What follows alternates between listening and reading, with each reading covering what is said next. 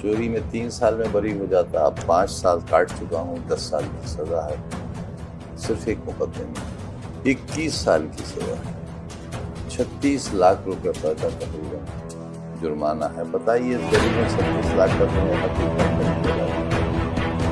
باقی مقدموں کا کیا ہوگا؟ تو یہ جو زندگی ہے ہماری، وہ خود ہمارے لیے ہی عذاب بن گئی۔ زندگی نہیں جو طریقہ زندگی ہے، سادگی سے جیتے ہیں، جو ناجائز حرام۔ دیش کے ایک ایسے سیاستداں جب وہ بولتے ہیں تو سیاست میں گرماہٹ آ جاتی ہے اور ان کی خاموشی اخباروں کی سرخیاں بن جاتی ہیں۔ 10 بار کے ودھائک، راجیہ سبھا اور لوک سبھا کے سدسیہ رہے ہیں۔ فی الحال ان کا جو پتہ ہے وہ رامپور کی تنگ گلیاں ہیں جہاں پر لوگوں کا ہجوم ہے، ہر کوئی ان سے ان کا کشل چھیم پوچھ رہا ہے، اور اس بھیڑ اور ان تنگ گلیوں کے بیچ میں ایک نیتا ہیں جن کا نام ہے محمد اعظم خان۔ اعظم خان صاحب بہت سواگت ہے۔ بہت شکریہ۔ سب سے پہلے میرا سوال یہ ہے، صحت کیسی ہے آپ کی؟ پہلے سے بہتر ہوں، ظاہر ہے قید تنہائی اور اس کے باہر کے ماحول میں تو زمین آسمان کا فرق ہے۔ ہم نے محسوس کیا ہے، باہر چرچا بھی ہو رہی تھی، ہم نے گلیوں کو دکھایا کہ تنگ گلیاں اور ان گلیوں میں لوگوں کی بھیڑ جو آپ کے چاہنے والے ہیں، لوگ چرچا کر رہے ہیں کہ 10 بار کے ودھائک، راجیہ سبھا اور لوک سبھا کے سدسیہ، سب سے قداور منتریوں میں شمار، اور ان گلیوں کے بیچ اپنوں کی فوج، کیسا لگتا ہے؟ کہیں چھپا کر رکھا ہوگا میں نے خزانہ، اسی لیے آئی ٹی کے لوگ دیواریں کود کر آئے تھے۔ 3,500 روپے ملا تھا ہمارے پاس، بیوی کے پاس 100 گرام سونا ملا تھا۔ اب ایک چور سے آپ کیا امید کرتے ہیں؟ اور چور بھی ایسا جس نے خود چوری کی بھی نہیں۔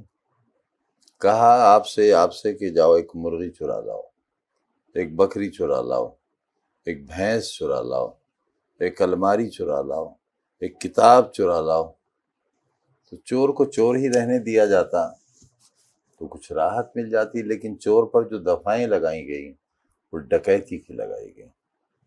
چوری میں 3 سال میں بری ہو جاتا، اب 5 سال کاٹ چکا ہوں، 10 سال کی سزا ہے، صرف ایک مقدمے میں 21 سال کی سزا ہے، 36 لاکھ روپے کا تقریباً جرمانہ ہے۔ بتائیے اس گلی میں 36 لاکھ کا تو میرا کوئی گھر خریدے گا بھی نہیں، باقی مقدموں کا کیا ہوگا؟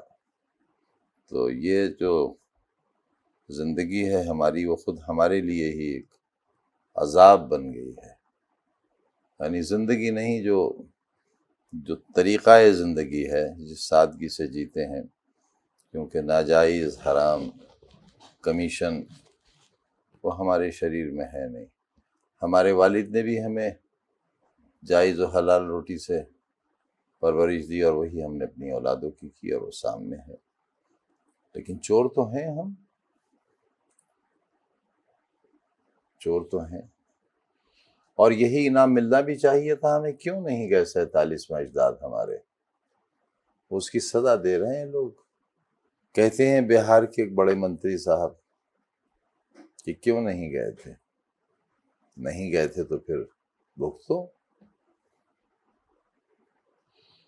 تکلیف ہوتا ہے، دکھ ہوتا ہے، شرم آتی ہے، تکلیف سے زیادہ شرم آتی ہے، خود اپنے ہونے پر شرم آتی ہے۔ تکلیف کم ہوتی ہے، شرم زیادہ آتی ہے۔ اعظم خان صاحب کا کیا گناہ اتنا تھا کہ انہوں نے جو دبے کچلے لوگ ہیں ان کے ہاتھوں میں قلم دینا چاہتے تھے، انہیں اس مقابل بنانا چاہتے تھے کہ وہ سماج تو بات تو غلط تھی نا۔ پھر موٹر سائیکل کا پنکچر کون جوڑے گا؟ ٹائر کی سٹپنی کون چڑھائے گا؟ ٹرک کی سٹپنی کون چڑھائے گا؟ سڑکیں، گلیاں، پلیاں، اینٹیں کون بچھائے گا؟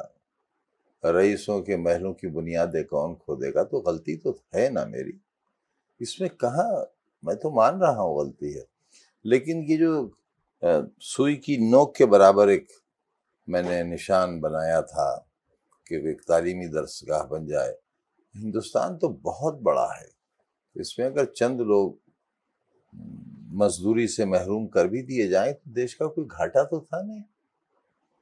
اسکول بند کر دیے، خالی کرا لیے، ہزاروں بچے بچیاں، پھر وہ بچے جو پڑھ رہے تھے رکشہ والوں کے، ٹھیلے والوں کے، ریڑھی لگانے والوں کے، وہ آج ہوٹلوں پر نوکری کر رہے ہیں.